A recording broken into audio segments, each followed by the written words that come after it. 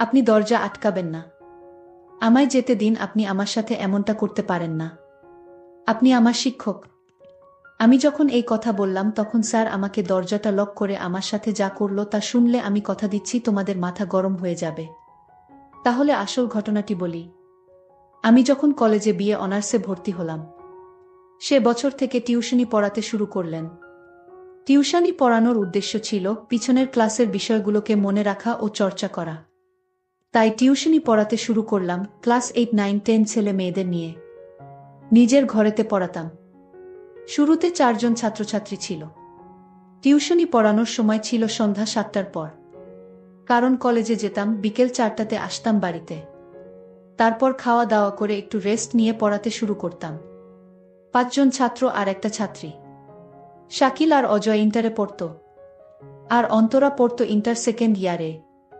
আসল কথায় আসি, প্রতিদিনের মতো পড়াতে পড়াতে অন্তরা প্রতি আমার এক অন্যরকম অনুভূতি কাজ করত। আমি অন্তরার দিকে তাকিয়ে থাকতাম, তার সৌন্দর্য দেখতাম। আমি যতবার অন্তরাকে দেখি ততবার আমার মনের ভিতর অন্যরকম অনুভূতির সৃষ্টি হয়। অন্তরা যেদিন প্রাইভেট পড়তে আসতো না, আমি সেদিন কাউকে পড়াতাম না, ছুটি দিয়ে দিতাম। কারণ অন্তরাকে ছাড়া আমার পড়াতে ভালো লাগতো না। অন্তরা দেখতে অনেক সুন্দরী। অন্তরার বাবা মা আমাকে বিশ্বাস করে আমার কাছে পড়াতে দিয়েছে। অন্তরার প্রতি আমার মায়ার সৃষ্টি হলো। তাকে কিভাবে পাওয়া যায় সেই চিন্তা আমার মাথায় সবসময় ঘুরপাক খাচ্ছে। অন্তরা আমাকে দাদা বলে ডাকত। আমাকে বলল, দাদা আজ ইংলিশ পড়াটা করে আসেনি। কথাটা শুনতেই আমি প্রচণ্ড রেগে গেলাম। ও আমার চোখে মুখে তাকিয়ে ভয় পেয়ে গেছিল, আমি বুঝতে পারছিলাম। তখন আমি বললাম, সবাইকে পড়াটা দেখিয়ে দেখিয়ে দেওয়ার পর তারপর তোর শেষের দিকে ব্যবস্থা হবে। সেদিনকে আমি খুব রেগে গিয়েছিলাম, কারণ সেদিন কলেজে আমার বন্ধুরা আমার গার্লফ্রেন্ড নেই বলে সবার সামনে অপমান করেছিল। সেদিন সবাইকে ছুটি দিয়ে দিয়েছিলাম, শুধু অন্তরা একা বসেছিল। তখন প্রায় 8:30 বাজে। আমি ছুটি দিই সাধারণত সবাইকে 10টা বা 10:30। সেদিন সবাই প্রায় পড়া শিখে এসেছিল, তাই সবাইকে ছুটি দিয়ে দিয়েছিলাম। বসেছিল শুধু অন্তরা। অন্তরা আমার মুখের দিকে তাকিয়ে চুপচাপ চোখের জল ফেলতে শুরু করল। তখন আমার রাগ ঠান্ডা হয়ে গেল। কান্নাকাটি দেখে ওকে আমি সেদিন বই নিয়ে বাড়িতে চলে যেতে বললাম। আরও একটা কথা জানিয়ে রাখি, ওর সামনে মাসে ফাইনাল পরীক্ষা বলে সোমবার করে একটু বেশি সময় ধরে পড়াতাম। বলে রাখি, অন্তরা একটি যুবতী কন্যা, দেখতে অনেক সুন্দরী ছিল। আমি যখন ঘরে পড়াতাম তখন আমার ঘরে কেউ ঢুকত না যতক্ষণ না পড়ানো শেষ হতো। সোমবার বলে সেদিন আমি নিজের বিছানায় ঘুমাচ্ছিলাম। আমি যখন ঘুমাই, আমার ফোনের অ্যালার্ম বাজতেই হঠাৎ আমার ঘুম ভেঙে গেল। দেখি অন্তরা আমার পাশে দাঁড়িয়ে। আমি অন্তরাকে বললাম, তুই দাঁড়িয়ে আছিস? আমাকে ডাকিসনি কেন? তুই এতক্ষণ দাঁড়িয়ে থেকে কি দেখছিলি, সত্যি করে বল। আমার কোনো কথার জবাব দিচ্ছে না। সে লজ্জায় মাথা নিচু করে দাঁড়িয়ে আছে। আমি আবার তাকে জিজ্ঞেস করলাম, অন্তরা তুই আমার ঘুমের ঘরে এসে কি দেখছিলি বল। তারপর আমি যখন অন্তরার দিকে তাকিয়ে তাকলাম, আমি অন্তরার দিকে তাকাতেই অন্তরা তখন মুচকি হেসে মুখটা ঘুরিয়ে নিল। আমার তখন বুঝতে বাকি রইল না, অন্তরা এতক্ষণ আমাকে না দেখে কি দেখিছিল। কোনোরকম নিজেকে সামলে বিছানা থেকে উঠে ওয়াশরুমের দিকে চলে গেলাম। অন্তরা দাঁড়িয়ে ছিল তখনও। আমি ঘরেতে ঢুকে দেখি অন্তরা বই নিয়ে পড়ছে আর মুচকি মুচকি হাসছে। আমি জিজ্ঞাসা করলাম, অন্তরা? অন্তরা, হ্যাঁ দাদা স্যার। আমি অন্তরাকে বললাম, দাদা আবার স্যার দুইটা নাম ধরে ডাকলি কেন? অন্তরা বলল, এমনি আমার ভালো লাগে তাই ডাকলাম। আপনার কোনো সমস্যা আছে স্যার? আমি বললাম, এই অন্তরা, আমি কিন্তু এখনো স্যার হয়নি। তুই আমাকে দাদা বলেই ডাকিস। স্যার বলে ডাকলে আমি খুব রাগান্বিত হব কিন্তু। অন্তরা বলল, যে মানুষ ছাত্রছাত্রীদের লেখাপড়া শিখায় তাদের কি দাদা ডাকা উচিত? সে তো প্রকৃতপক্ষে স্যার। আমি অন্তরাকে বললাম, অন্তরা তুই আমাকে দাদা বলে ডাকিস, এটাই আমার শেষ কথা। আমি অন্তরাকে বললাম, সত্যি কথা বল, তুই কতক্ষণ এসে আমার সামনে দাঁড়িয়েছিলি?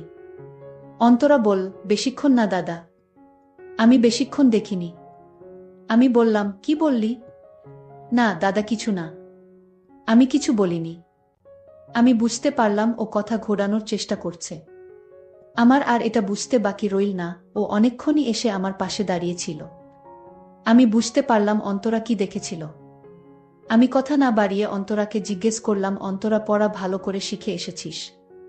আর একটা কথা আপনাকে জানিয়ে রাখি, আমি একটা ড্রেসিং টেবিলে পড়াই।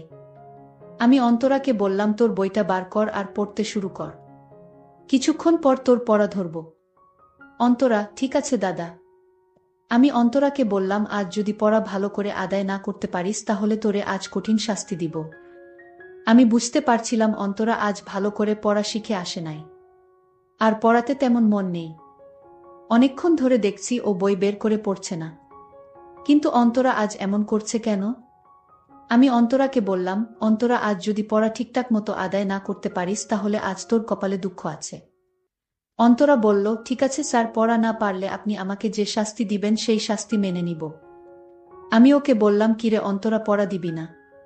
অন্তরা কোনো কথার উত্তর দিল না। আমি আবার বললাম, কিরে তুই পড়া দিবি না? অন্তরা আতকে উঠল। আর বল কি দাদা? আমি আবার বললাম, পড়া দিবি না? অন্তরা বলল, দাদা, আমার কেমন হচ্ছে? আমি সবই বাড়ি থেকে মুখস্থ করে এসেছিলাম, কিন্তু কেন জানি না আমার সব উল্টপাল্ট লাগছে।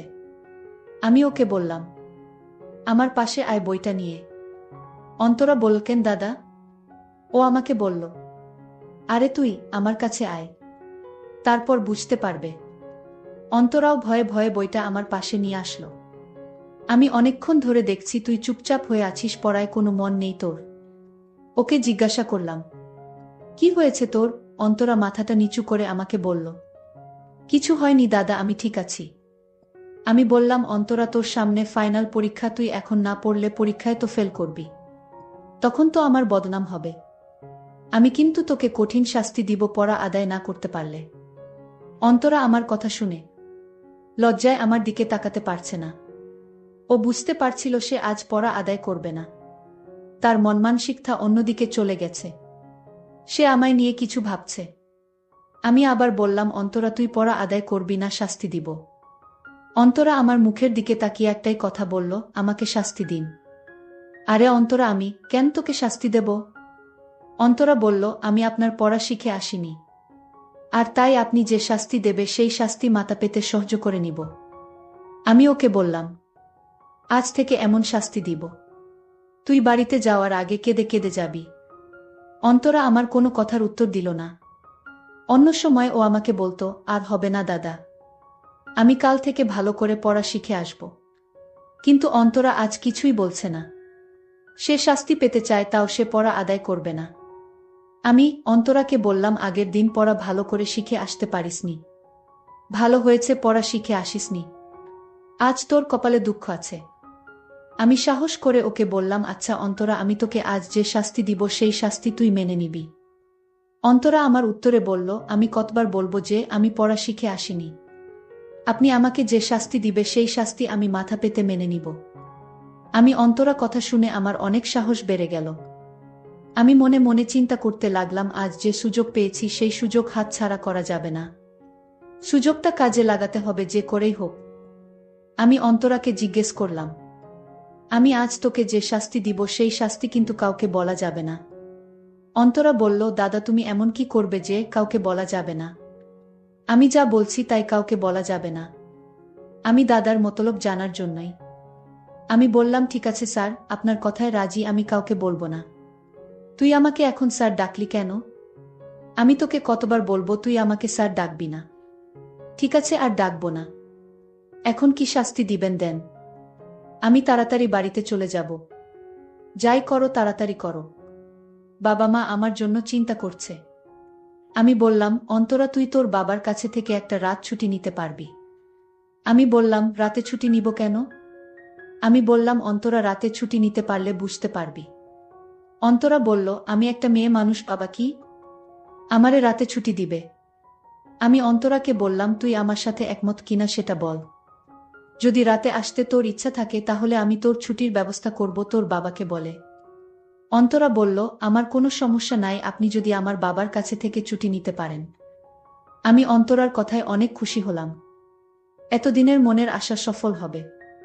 আমি অন্তরাকে বললাম তোমার বাবার ফোন নাম্বারটা দাও। অন্তরা বাবার ফোন নাম্বারে ফোন করে অন্তরার ছুটির কথা বলতেই তার বাবা বলল, রাতে ছুটি কেন মাস্টার, রাতে কি দরকার? আমি তার বাবাকে বললাম, সামনে তো পরীক্ষা আমার, তাই ভাবছি সপ্তাহে রাত 12টার পর থেকে প্রাইভেট শুরু করব। কারণ 1 মাস যাবত আমার পরীক্ষা চলবে। আর তাই সিদ্ধান্ত নিলাম সপ্তাহে 2 দিন এই 1 মাস রাত 12টা পর থেকে প্রাইভেট পড়ানো শুরু করব। আপনি যদি অন্তরাকে আমার দেওয়ার সময়ে পাঠাতে পারেন তাহলে আমি পড়াতে পারব। আমি জানতাম অন্তরার বাবা রাজি না হয়ে উপায় নাই, কারণ এই এলাকায় প্রাইভেট টিচার নাই। আর আমার মতো কেউ এত ভালো করে পড়াতে পারে না। আমার এলাকায় মোটামুটি ভালো একটা সুনাম আছে। আর তাই অন্তরার বাবা বলল, ঠিক আছে মাস্টার, তোমার যেভাবে সুবিধা হয় ঠিক সেই সময়ে পড়াও, কিন্তু আমার মেয়ে যেন ভালো রেজাল্ট করে। এটা আপনার বলতে হবে না, এটা আমার উপর ছেড়ে দেন। অন্তরার বাবা অন্তরাকে ছুটি দিল, মানে রাতে পড়বে আমার ঘরে। আর সেই খুশিতে আমার নাচতে ইচ্ছা করছে। আমি অন্তরাকে বললাম, অন্তরা, তোর বাবা রাজি হয়েছে, তোকে আজ থেকে রাতে পড়তে হবে। আমি দাদার কথা শুনে, মানে আমি যাকে দাদা ডাকি, সেই আমার স্যার, আর স্যারের কথা শুনে অবাক হলাম। আমার মাথায় কিছুই চিন্তা করতে পারছি না। আমার মাথায় কোনো কাজ করছে না। দাদা রাতে ছুটি নিল কেন? অবশ্যই আমার তা জানতে হবে। আমি দাদাকে বললাম, দাদা আমি রাতে আসতে পারবো না। তখন দেখলাম দাদার মুখটা অন্ধকার হয়ে গেল। দাদা আমার দিকে রাগান্বিত দৃষ্টিতে বলল, তুই আসবি, তুই না এসে থাকতে পারবি না। আর যদি তুই না আসতে চাইবি তাহলে তোর বাবার সাথে কথা বলালি কেন? আমি তখন দাদাকে বললাম, আরে আমি এমনি মজা করছিলাম। আমি তো আসবো, যেহেতু বাবা ছুটি দিয়েছে। এই কথা শুনে দাদা আবার মুখের হাসির ছায়া ফুটে উঠেছে। আমি বললাম, দাদা আমি এখন বাড়িতে যাই, রাতে তো দেখা হবে। ঠিক আছে অন্তরা, তুই এখন বাড়িতে যা, তুই রাতে আসিস। দাদা আমায় পিছন থেকে ডাক দিয়ে বলল, এই অন্তরা রাতে সাথে করে গণিত আর ইংরেজি বই নিয়ে আসিস। আমি বললাম, ঠিক আছে। আমি এক হতাশার মধ্যে পড়ে গেলাম। আজ অন্তরা আসবে কিভাবে, কি শুরু করব কিছুই বুঝতে পারছি না। আর অন্তরা যদি আমার কথায় রাজি না হয় তাহলে কি হবে? আমি এসব ভাবতে ভাবতে হঠাৎ দেখি অন্তরা এসে হাজির। আরে অন্তরা, তুই কখন আসলি? তুই রাতে একা একা চলে আসলি, ভয় করলো না তোর? অন্তরা বলল, আমি কোনো কিছুরে ভয় পাই না।